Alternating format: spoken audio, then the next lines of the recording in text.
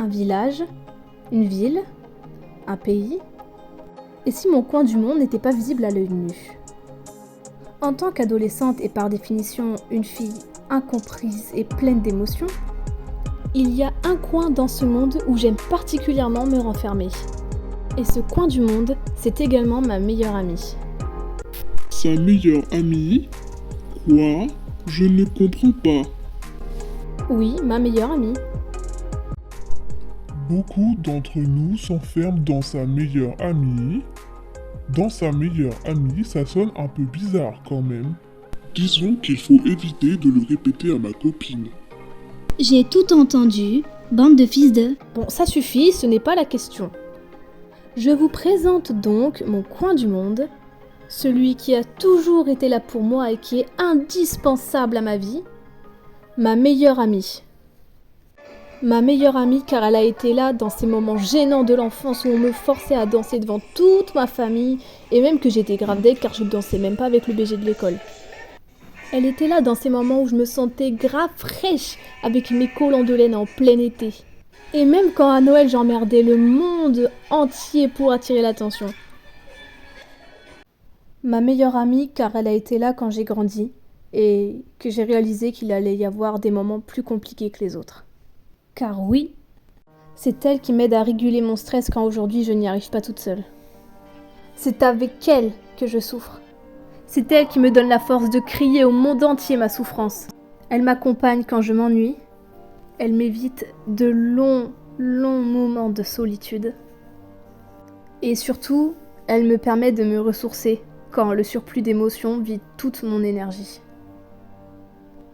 Mais elle n'a pas été là que pour le pire. Elle est aussi là pour le meilleur du meilleur. Comme par exemple la première fois que j'ai trouvé un pantalon à ma taille. Elle était même là lors de ma première fête foraine avec mon copain que j'aime trop. Elle était aussi là pour d'autres attractions que j'ai faites où jamais mon âme est restée en bas.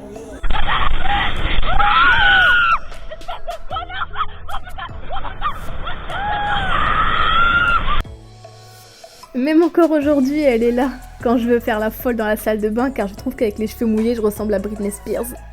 Britney Spears qui serait née au Maroc et qui aurait un peu abusé sur les kebabs. Elle est là lorsque me vient soudainement l'envie de créer artistiquement. C'est même elle qui m'inspire. Elle est là quand je veux danser alors que je ne sais même pas danser, mais on s'en fout car danser pour moi c'est être libre de faire tous les mouvements que je veux, même les plus chelous. Elle est là quand je veux la jouer Whitney Houston, Lana Del Rey ou même Demi Lovato. Elle est là quand j'ai la flemme de ranger ma chambre et elle me motive à le faire. D'ailleurs, elle me motive à plein de choses comme faire du sport une fois tous les 3 mois seulement entre 17h et 18h car avant je bouffe et après je fais rien ou je bouffe.